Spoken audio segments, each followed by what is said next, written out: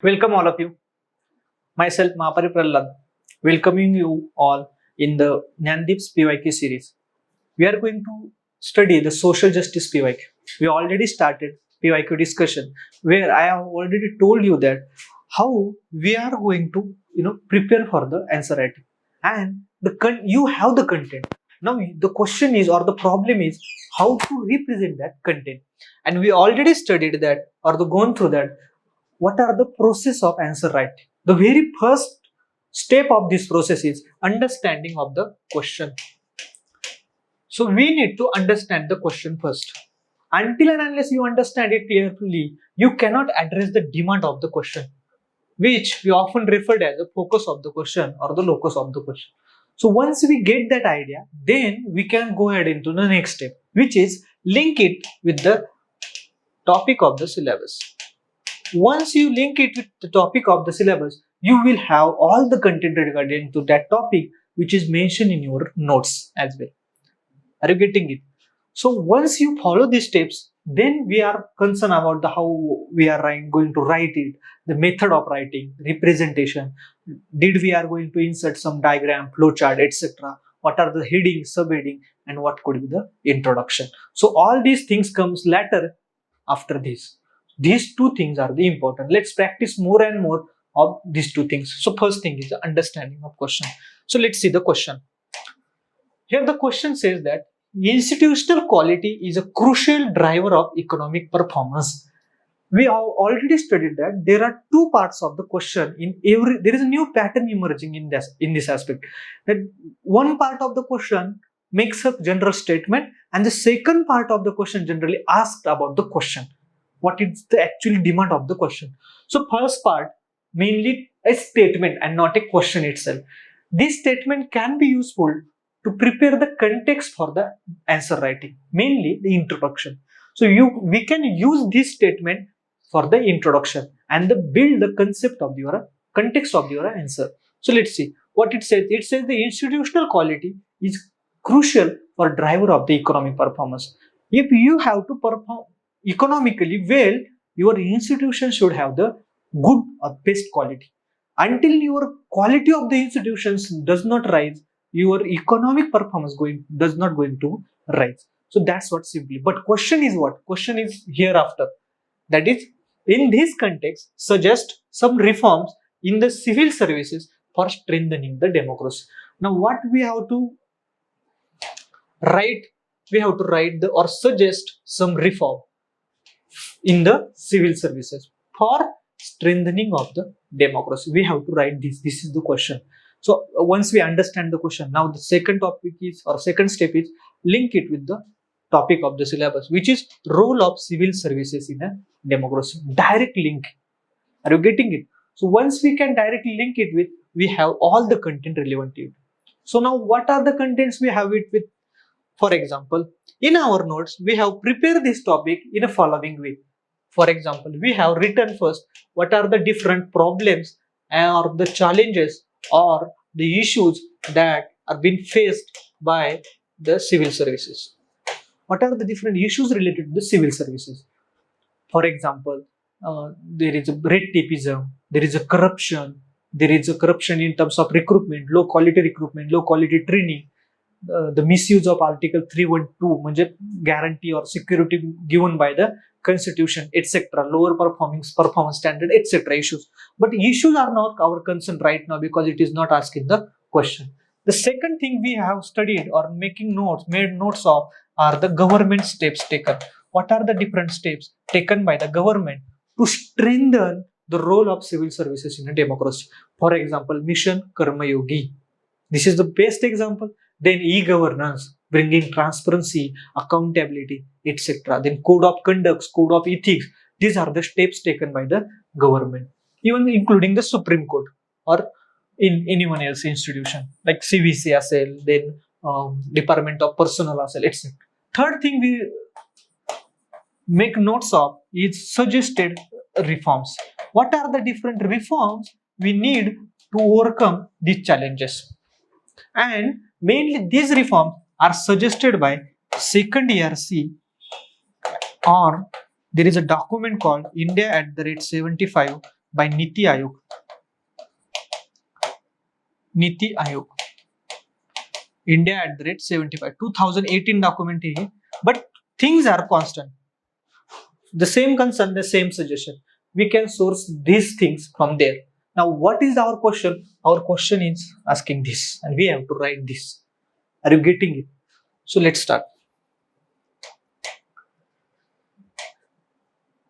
We understand the question. What are the keywords? Institutional quality, driver of the economic performances, reforms in the civil services, and democracy is important keyword. What is the introduction? See, one type of introduction we have already studied, that the simple introduction according to the question statement. Statement saying institutional quality is important for the economic performance of the institution. Same, we have write it is how the institutional quality is important for the economic performance and how the significance of civil services can be made in this context. So we have to write some significance of civil services in this context to improve the performance of the institution or the improve the quality of the institution. Main concern is the body, which is the reforms in civil services. Are you getting it? So let's start. So we have write the introduction, then reforms in the civil services. So what are the different reforms or what are the different requirements for the reforms? Required civil services reforms. First thing, considering committee's recommendation, Hota committee, Alag committee. These are the committees different day by day form to ensure that there is some suggestions for the reforms in the civil services. Then specialized cadre service. We need a specialized cadre, more and more specialized cadres rather than generalistic cadres for IAS. And although we are creating it like Indian Economic Service, Forest Service, Postal Service, right? Indian Railway Management Service, Indian Revenue Service. We are creating it, but we need more specialized services. Then Code of Ethics and Code of Conduct. Then promoting innovations. The innovation within the civil service need to be promoted, because the more innovations, the more innovative ideas, the more and more good governance. For example, I have already told you in 2018-19, our IAS officer Tukaram Mundi has won the innovative prize for his work in the introduction of the technology in the public transport when he was a chairman or director of the managing director of the the public transport in Mumbai. So at that time he got the award. So we have to promote such innovation. Then performance based initiatives and incentives.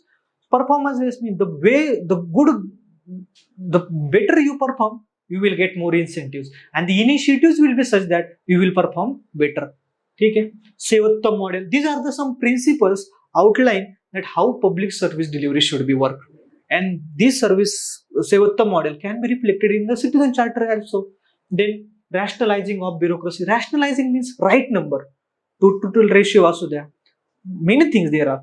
So you need to rationalize the bureaucracy, the right number, right quality, and right position. So you have to use them as an effective tool for the public service delivery. So you can start with such a kind of diagram, flowchart, which will only improve or enhance your marks. And I have sourced it from the Yojana itself.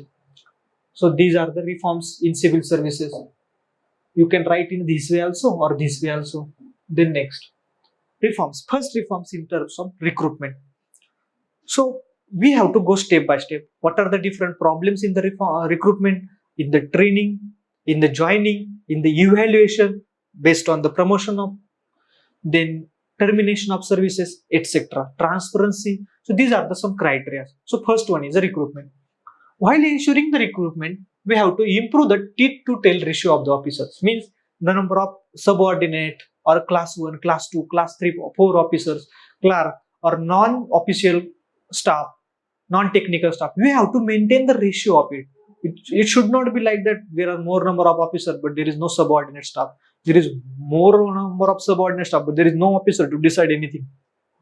So this will create the more lack of good governance. So we need to ensure the good governance to teeth to tail ratio. Objectivity in the recruitment, not objective pattern. It's objectivity. Means your evaluation should be based on objective criteria, something. Like it should not be like one person giving you 1000 marks and another person is giving 100 marks. Or it is based on the discretion of one person, so that one person can be manipulated or corrupted. So it should be based on objectivity. reduce the number of civil services. Why these things? So instead of taking so much exams and so much hectic work, reduce the as much as possible, rationalizing it, encourage the lateral entry so that expertise from the private sector can be bring in, so that they will ensure that there is more performance, there is more effectiveness and efficiency in the service delivery. Then nurture the specialization. We need to go for specialization. For example, a person managing the finance industry, for example, secretary of the finance, at least that person should have the any kind of management in the finance, etc., so that the specialization and the ideas he gained through that I am or his management degree will be bring into the management of the finances in the finance ministry. Then information technology, role of ICT, I already told you that e-governance. ठीक है, computer based examination, recruitment, objective criteria, then hiring policies, then strengthen the municipal corporation cadre. We need to have separate municipal corporation cadre so that the state government will not be influenced, will not able to influence the decisions of the municipal. Then outsource the service delivery. Outsourcing means the wherever you possible you can have your work done by the other private agencies. For example, there are new Maha e-Seva Kendras emerging in Maharashtra. Maha means Maharashtra. E-Seva Kendras. What are they functioning? They are able they are themselves are able to fill your forms, to enroll you into the particular schemes. They fill your applications for any particular of certificates, Aadhaar card, PAN card. So they are providing the services which traditionally been performed by the public service offices. So now outsourcing these work will only ensure the more transparency and more efficiency. Then in terms of training, we need to reoriented training. Like training should be more of a solution oriented. Then mid-career training, once you are been trained and then you enter into services, there is also need to train you again and again according to the changing needs of the time and changing demands of the services. So there should be mid-career training after 2 years, 4 years, 5 years, etc. Then strengthen and leverage online avenues, digital human resource records. You need to use of ICT. For example, digital human resource policies as an HR policies we said. Then digital human resources, like there is a common cloud base or common centers where you can resource your data from the very remote area. So you will need the reduced number of civil servants. Introduce pre and post training matching skills. Matching skills means you need to ensure that during the period of training, the person has certain kind of skills. Now, after the training, that person has this kind of skills. You need to have a matching with the demand of the service. If there is a service demand that this person should have more and more technical knowledge and you are teaching him non-technical subject, there is no point of it. I'm just giving an example. So your training should be based on such a thing that there should be skill matching. Then mid-career exam, skill assessment. After you are joining also, there is after 4 or 5 years, your skill should need to be assessed. Then living universities. Living university concept, this is the new concept emerging.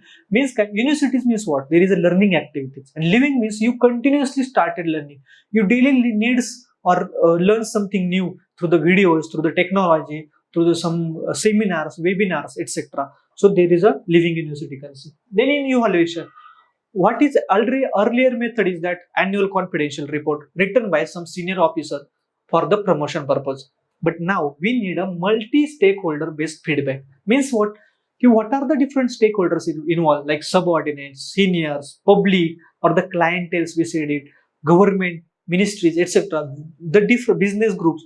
So there are various different stakeholders involved. We need to collect the feedback from each one, and that collective feedback should be the criteria for your promotion, so that the evaluation will be done objectively rather than based on one single person assessing the annual confidential report. Then institute goal setting and tracking, more incentivization for good performance, compulsory retirement for underperforming officer. Modi government already implemented this many times. If you are not performing well, you have to take compulsory retirement.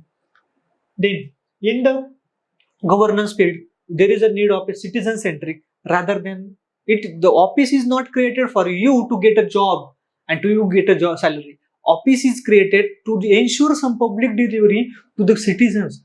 So your work should be citizen centric.